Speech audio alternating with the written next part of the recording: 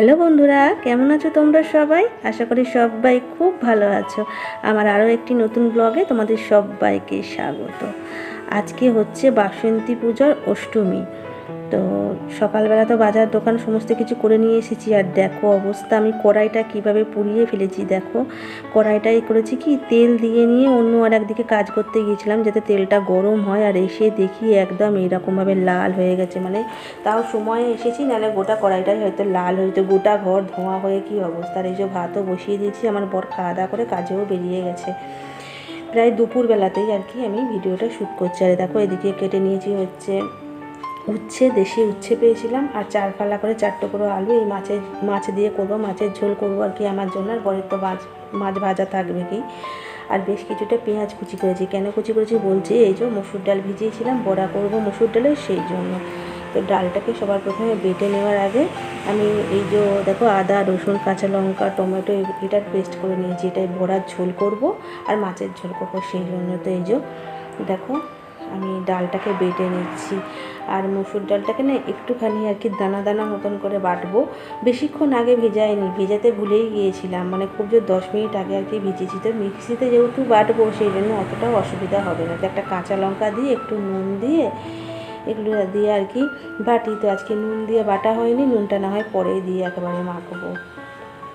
তো ওই যে মিক্সিটার আর কি সুইচটা দিয়েছি, সব ডাল একদম ঢাকনার ওপর দিকে আটকে গেছে। তো ঢাকনাটা খুলে নিয়ে আর কি সব নামিয়ে দিচ্ছি, দিয়ে নিয়ে একটা চামচ দিয়ে নিয়ে আর কি মিশিয়ে দিচ্ছি। তারপরে আর একটু দানা দানা করে নিয়ে বাটবো।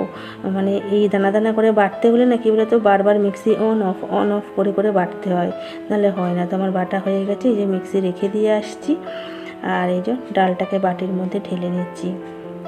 খুব সুন্দর ডালটা বাটা হয়েছিল, মানে একদম দানা দানা মতন। এরকমভাবে ছোলার ডাল বেটে বড়া করে খেলেও ভাল লাগে, মটর ডাল বেটে বড়া করে খেলেও ভাল লাগে, মুসুর ডাল। আজকে আমি মুসুর ডালই করছি।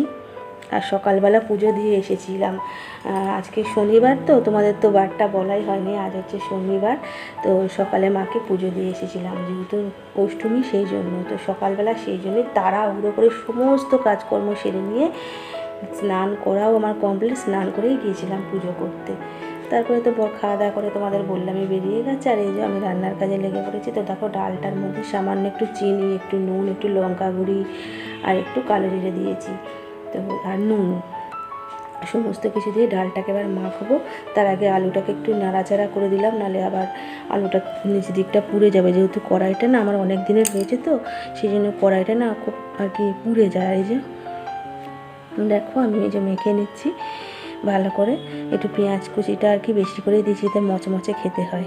আর দেখো এটা বেশ কিছুক্ষণ পর এখানে মশলা দিয়ে, মাছের ঝোলের জন্য আলু আর মশলা দিয়ে ভালো করে কষিয়ে নিয়ে এই যে ঝোল দিয়েছি। আলুগুলো দেখছি না শক্ত আছে, তো সেই জন্য আরেকটু হতে দেবো। আর এই যে আমার এই এক পিস মাছ দিয়ে আর কি ঝোল করবো। আমার বর তো মাছ ভাজা খায়, আর আমার অনেক রান্না কমপ্লিট হয়ে গেছে। প্রায় সব রান্নাই কমপ্লিট হয়ে গেছে, মাছের ঝোল হলেই হয়ে যাবে। দেখো আলু ভাজা, মাছ ভাজা, বড়া ভাজা, আর কটা বড়া বেশি হয়েছিল বলে বড়ার ঝোল করে নিয়েছি।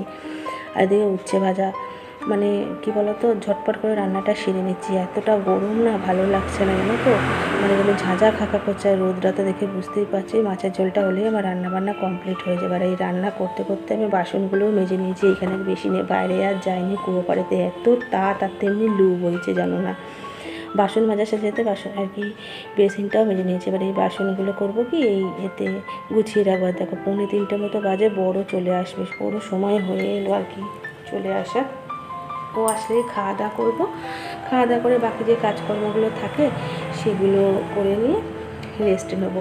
আর আজকে অনেক জামা কাপড় কেচে দিয়ে গেছে আমার বর। এখনও যেন শীতের জামা কাপড় শেষই হচ্ছে না, যেন না একটার পর একটা যেন বেরোচ্ছেই। মানে প্রত্যেক দিন সব যদি ভিজিয়ে দেওয়া হয় না, তাহলে অনেক জামা কাপড় আর কি হয়ে যাবে। সেটা আমার বরের পক্ষে চাপও হয়ে যাবে। আর আমার বর কিছুতেই আমাকে কাছাকাছি করতে দেয় না।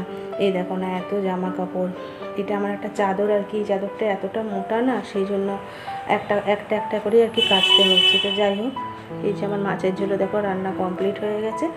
এবার গুছিয়ে রাখবো। আর এই কড়াইটা আর কি বাইরে নামিয়ে দেবো কুয়ো পাড়ে। এই একটা ঝিক আর কড়াই আছে। আর দুপুরে খাওয়া দাওয়া করে যে কটা বাসন বেরোবে সেই কটা বাসন মাজা দেওয়া করবো।